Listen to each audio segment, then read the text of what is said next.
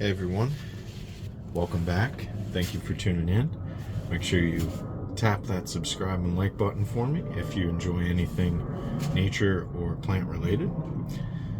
So today we'll get right into it. I want to talk about people's and humans' symbiotic relationship with plants and how if you're experiencing a down in your life or a dip in your life, you can pretty much ground yourself using plants as a basis to shift your mood. And unfortunately, there hasn't actually been that much study on this type of stuff. So these are my theories, but they are based off years and excuse me, years and years of research and experience firsthand with plants. So I'm just going to share some of my information. Hope you find it useful. Hope you learn some things. And yeah, let's get right into it and flip the camera around. Okay. So we're starting it off in my greenhouse. Now, there's so much to say about this topic. And really, I think it's probably one of the first topics that humans should be taught about as a basis or a foundation for our learning. But with trees, you can first I always have. I've really envied trees in the pure fact that they have innate characteristics that, as a person, are very beneficial.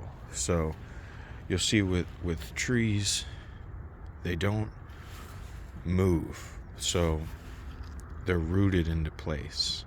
They're not constantly trying to change something. If you put a tree somewhere, it doesn't have a choice. It has to make best of what it has. It feeds its soil by dropping its leaves and attracting other beneficial insects and microorganisms all around it. And that directly relates to, a lot of things that would be beneficial to people, instead of always trying to change and get something new or walk away from something. Sometimes it's much better to stay in place and stay true, and grow in place, grow like a tree would. And so right away you can see the direct connections between why just even looking at nature and growing trees and plants would immediately shift your mood, because it shifts your outlook on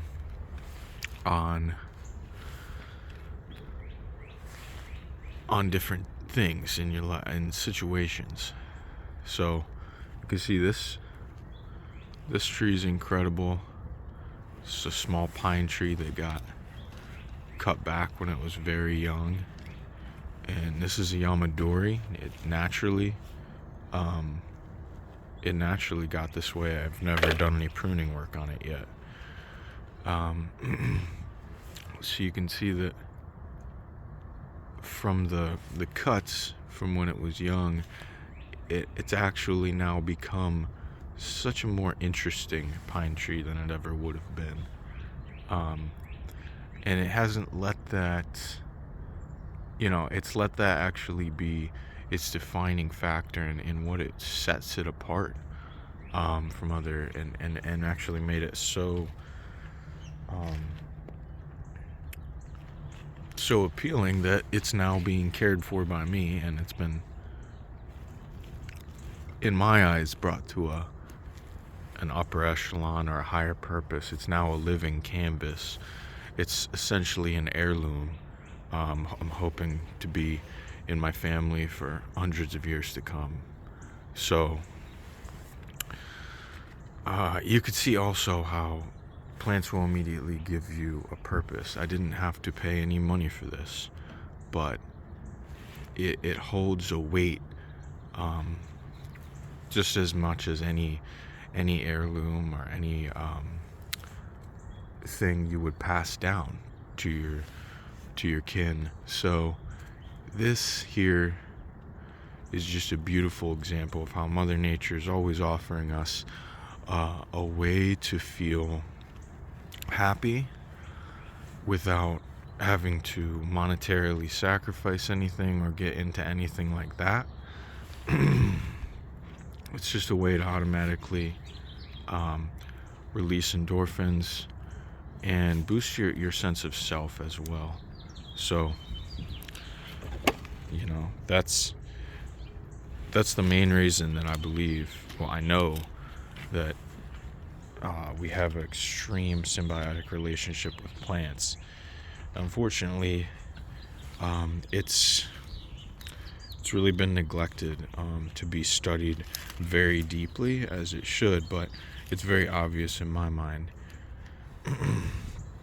And also by having bonsai, you'll take it to the next level. So you will be using these plants as an expression of self, a living canvas, and also you'll be tied, your soul is tied to these plants as well. So that's why I talk about heirlooms and passing them down to your children, and that they'll be around in your family name for hundreds of years and cared after. And that's a beautiful thing, because that's another reason I've always envied trees. They don't they have a soul and a spirit, but they don't look at life the same way that we do. Our life is just a blink of an eye in their lifetime. They could live for thousands of years. So they're not fast, they're slow going, and they're not going to try and change or move because they can't. They can root down deeper, embrace their situation, fertilize their grounds that they're already on, and that's what they do.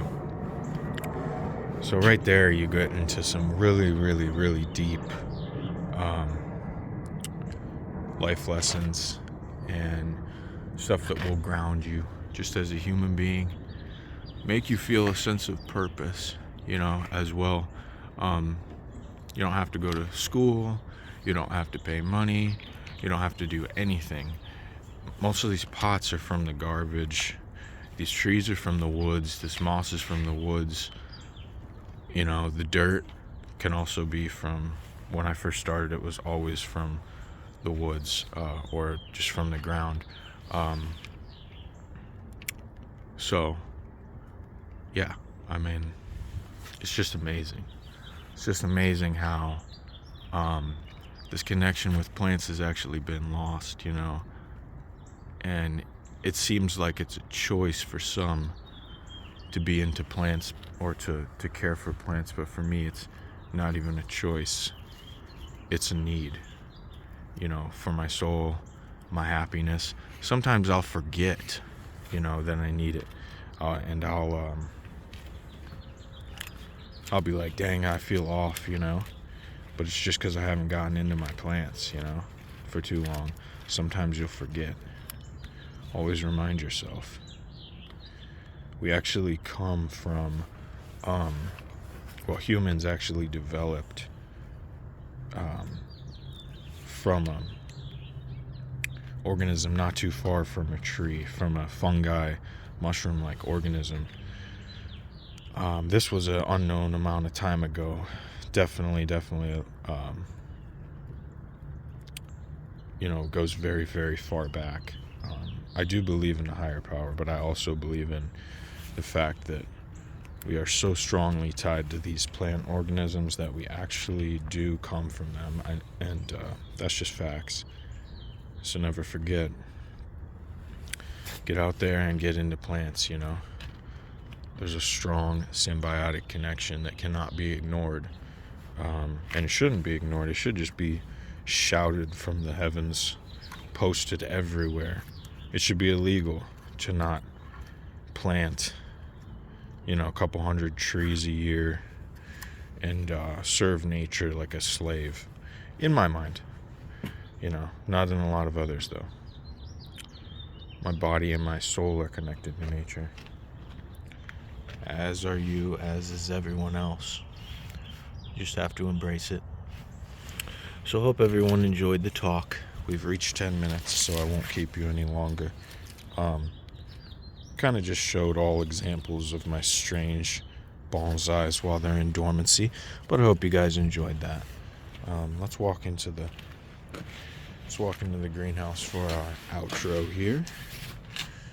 The greenhouse is near and dear to my heart because these are the type of trees I have tattooed on me. Jabba Takaba, or Jabo Takaba, Jabba Takaba, however you want to say it. Beautiful trees, beautiful skin on them. You can see on these trees, look at the skin, or the bark, looks just like skin. They look very related to humans. Looks like an arm. This is the type I have tattooed on me, the exact kind. So, yeah, I hope everyone enjoyed it, learned something. I hope you'll do me the honors of smashing the subscribe and like button, and I really appreciate that for a small channel, and I will keep sharing content like this regardless, because it's also just my way of getting it out there to the world. So yeah, I really appreciate it. Everyone have a great day. Most importantly, remember, keep growing. Thanks, guys.